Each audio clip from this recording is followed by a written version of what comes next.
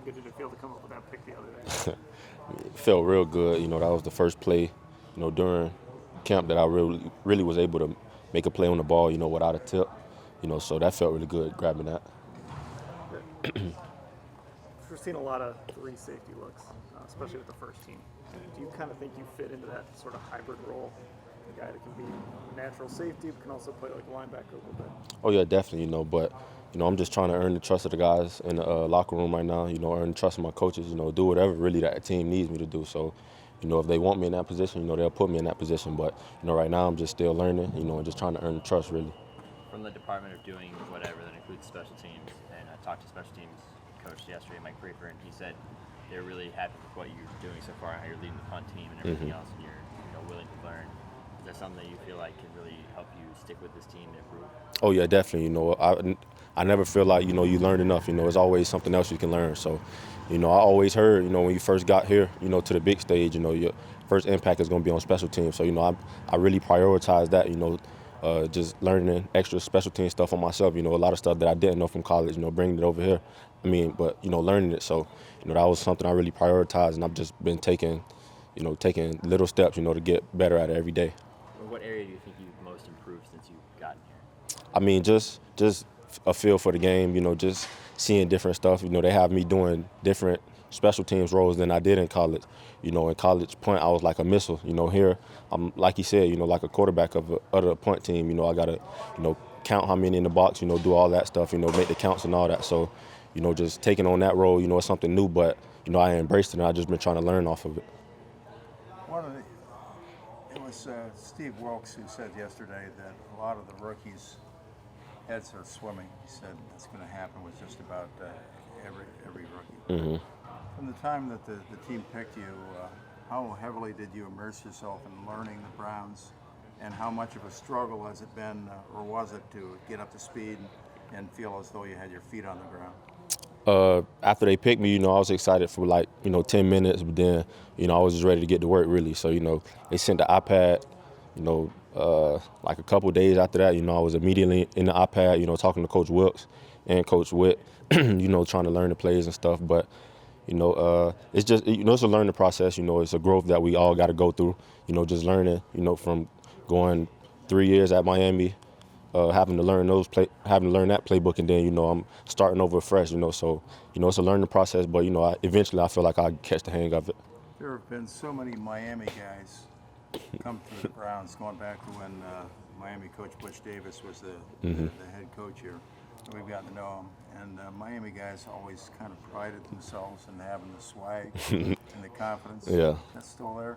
Oh yeah, definitely. That's something that I feel like I play with all the time. It's just a confidence in myself. Just how I feel about myself. Every time I walk on the field, I always, I convince myself, I'm always going to be the fastest moving piece on the field. So trying to close on the ball, just making plays. So it's a swagger, that just you just got to be there to know about it, really. Just a little bit about your background. How old were you when you kind of plugged into football and knew that that was going to be your game? I started football around 5 years old, and then it just took off from there. It just seeing. I had a heavy football background, from family-wise. Nobody really played in the NFL, but I grew up around people who played high school, college football. So I knew I always wanted to be a football player, but that's really all the background. Did you play tackle football in the playgrounds when you were 5 years old, or how did that look? Oh yeah, definitely. Just playing in the playgrounds, middle of the road, all of that. What do you like about it by now? What, football? Yeah. It's a part of me now. It's just, the aggressive aspect of it. It's really a chess match. Offense versus defense. That's something. It's a challenge, really. So, that's something I love. Putting challenges on myself. So, I just love the small parts about football. Why stuff happens, why stuff moves the way why it moves the way it moves. And stuff, how beat coverages, all that stuff. I really just I love football. Really, that's all it is. In terms of that Miami swag, of course, that's been there for a long time. Mm-hmm. Of course, the Browns have had no reason to have it because the record has been so bad for so long. But a little bit of personality began to develop last year when you weren't here.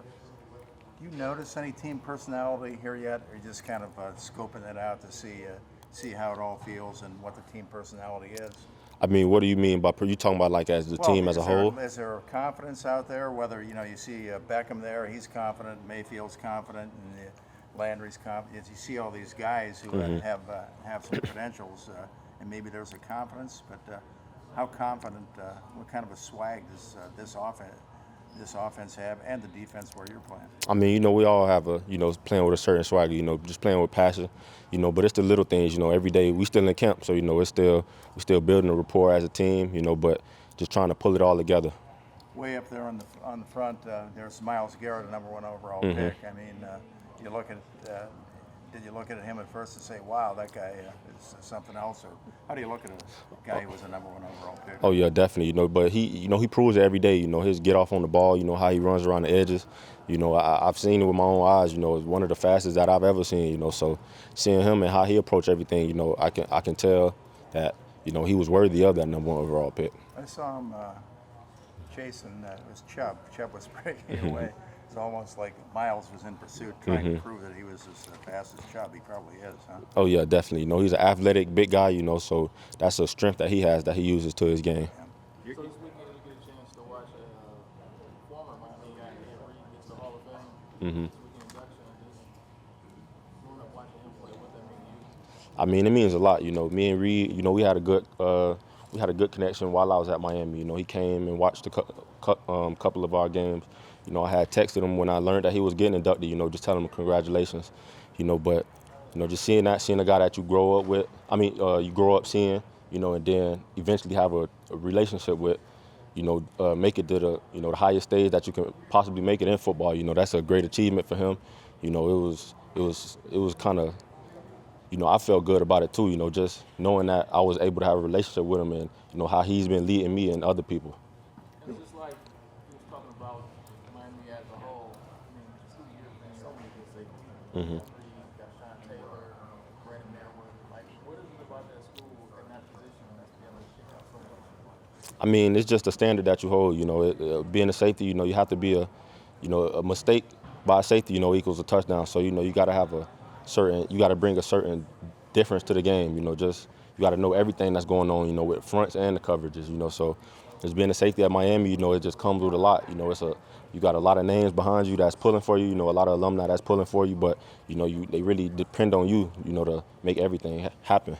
The only, in terms of Miami guys, so the only thing you see about Duke is, he's, wanted to trade and all that.